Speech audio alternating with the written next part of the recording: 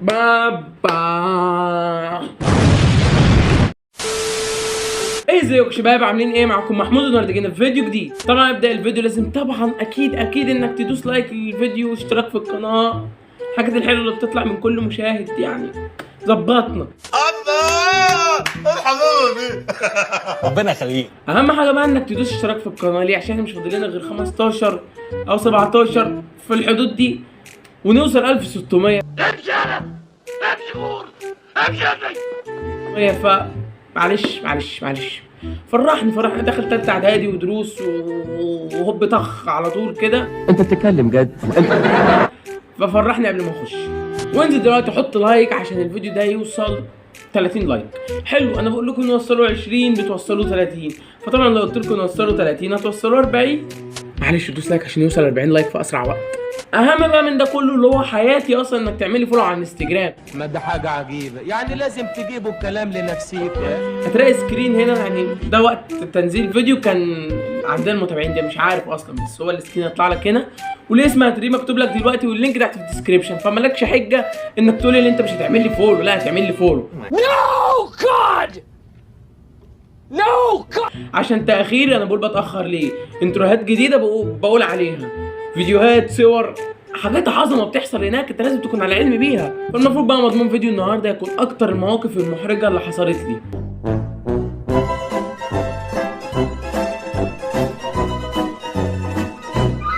هم عباره يعني عن 4 مواقف 3 مواقف بس.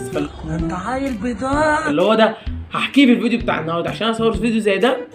انا تعبت فشخولي خالص. قبل بقى ما نخش على الفضايح وكل ده، انا لما نزلت لكم على المنتدى قلت لكم عايزينه ولا مش عايزينه؟ طبعا كلكم قلتوا عايزين تعرفوا فضايحي. يعني على بختي وبختك يابا. فانا تحت امركم. فيعني بينا نخش على الفضايح، يعني نخش على الفضايح والمواقف والحاجات الحلوه دي. صلي على النبي عليه السلام. اختي وبينا نخش على الفيديو. كمان ليتس جو.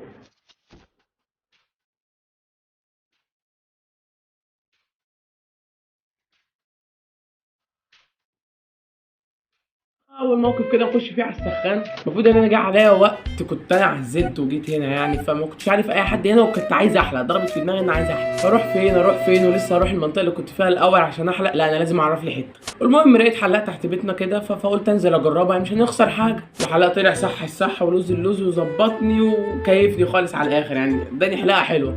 خلاص بقى بقينا معارف بقى، وازيك عامل ايه فلان حبيبي على الشباب كده. يلا يا عم الحاج، احنا ناقصين لبخه في الكلام، ناقصين لبخه، ده عايز يتعالج ويجي لنا. فجه يوم بقى انا مش نازل من البيت عادي زي اي مواطن، مش عارف كنت عايز اجيب فطار مش فاكر. فرقته في وشي، طبعا كان ماسك عيلين باين، كان هيطلعهم عادي تبعه. فيعني صلة الرحم بقى واصحابه كده، فسلام ربنا يعني لازم ارمي له سلام ربنا. اختي فلسه يابا بقول له السلام عليكم يا فلان، ما ردش عليا ولا حتى بص لي وخد بعضه ومشي.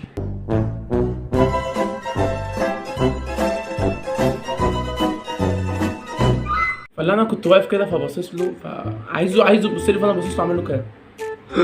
انت عيل بيضاء. المهم من بعديها ما بقتش اسلم على اي حد في المنطقه دي هنا بالذات. مش عارف هم هنا عندهم خوف من السلام او حاجه زي كده.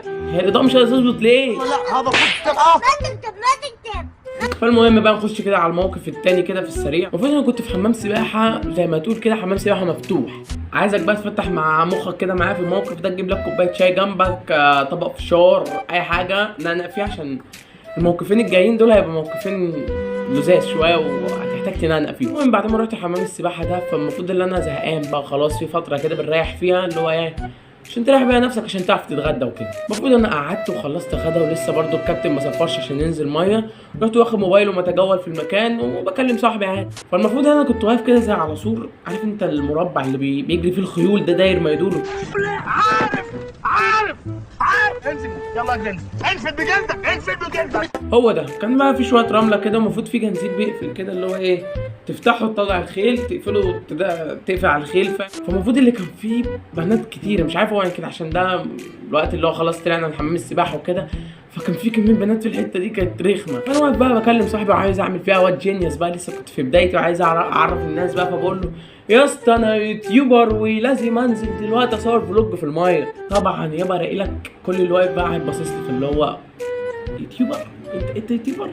والله انا كنت عايز زبله قد كده انت بتقول ايه؟ المهم بقى عمال اتكلم بقى كلهم يبصوا بقى، خلاص بقيت الواد الجنتيل بقى العفريت بقى. فرحت يابا واقف لك فين بقى؟ عند المكان الجنزير اللي بيتفتح عشان الخيول ويتقفل عشان تقفل على الخيول. فانا واقف بقى الاقي لك عيل تنح من مش عارف جاي من ايوتها كوكب فتح الجنزير، وانا كنت لسه قاعد على الجنزير. انت عيل بيضان. والله انا في دماغي ان انا هقعد بقى اتمرجح عليه بقى واتجينيوس، انا قاعد على الجنزير. يعني انت بتعرف تعمل زيي؟ المفروض بعد ما قعدت على الجنزير الواد بعد ما فتحه اصلا فلسه جاي يقعد، رحت متدقلك في الرمله.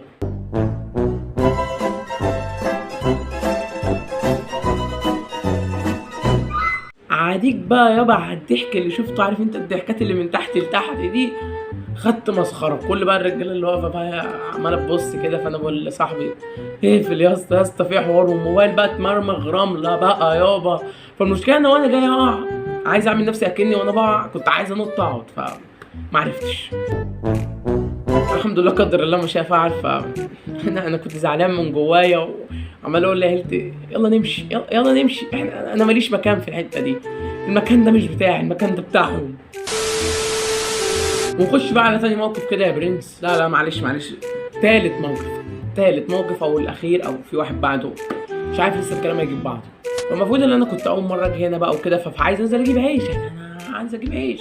فواقف في الطابور بتاع العيش، فالمشكله ان انا في زاويه كده فانا من العيال الخبيثه اللي هي على طول كده عايز اجري، انا بقى عايز اخلص، انا مش طايق اقف بقى. فالمشكله لقيت الطابور كله اتملى من ورايا، فقلت ماشي اي حد يجي اقول له انا الاخير وعمالين يتملوا. الاقي لك يابا دفعه جيش مصر الاكبر، جيش كده جاي يقف ورايا وبيقول لي انا مش عارف، انا كنت بجيب قوطه، انا كنت بسلم على عم صبري باستيلا، انا اصلا كنت بسافر المريخ، اصل كنت بطلع شنط، اصل يا ابني يا حاج، يا دي ام الاضاءه كده الاضاءه تعالى. فطب يا حاج، طب انت مشيت وجيت، طب انت ما فيش حاجه اسمها حاجز، انت مش واقف في رحله البحث عن ايفون 11 يعني، طابور عيش مش لا خلاص. انا سكت ووقفت والدنيا بيس خالص. المشكله بقى كل واحد بقى عمال يتنمر، انا مش فاهم حاجه. فاللي هو انا الواد ده شكله، والعيال بقى ما تتكلم عليا، الواد ده شكله فرفور، الواد ده ارميه في اي حته، مش هوقفه ورا. فريك بقى عارف انت الشله بتاعت عم صبري البقال دي، فلقيت بقى واحد جودزيلا كده، عارف اللي هم داخلين عليها كانهم كبار المدرسه كبار الحته، فمنهم واحد تخين كده وواحد طويل كده مش شايف له مله.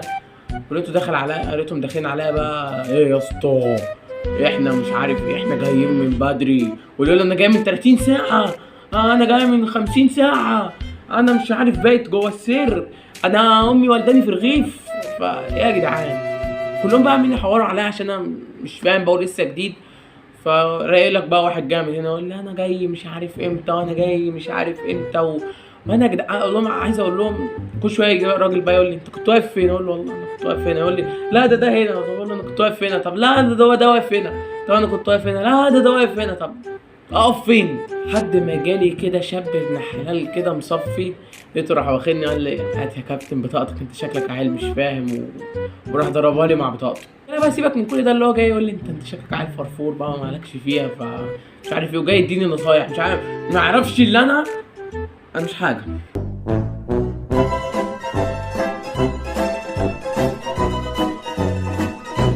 الحمد لله الموقف ده خلص على خير يعني. وبعد كده انا ده بقيت ملك هنا، اللي هو انا بنزل ياز ميكس، انا واقف بجيب عيش فاهم انت، اللي هو خلاص بقى انا بقيت ملك السير يابا. انا خلاص انا بقيت محمود رده من الاخر.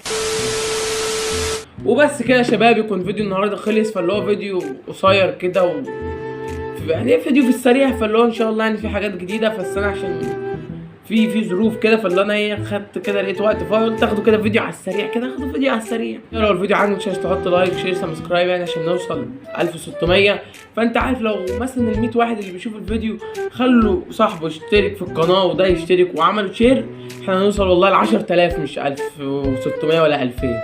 فيعني بس كده يكون الفيديو خلص، ان شاء الله يكون الفيديو عجبك. فانزل دلوقتي اعمل بقى سبسكرايب كده، فولو على الانستجرام وحاجات حلوه كده.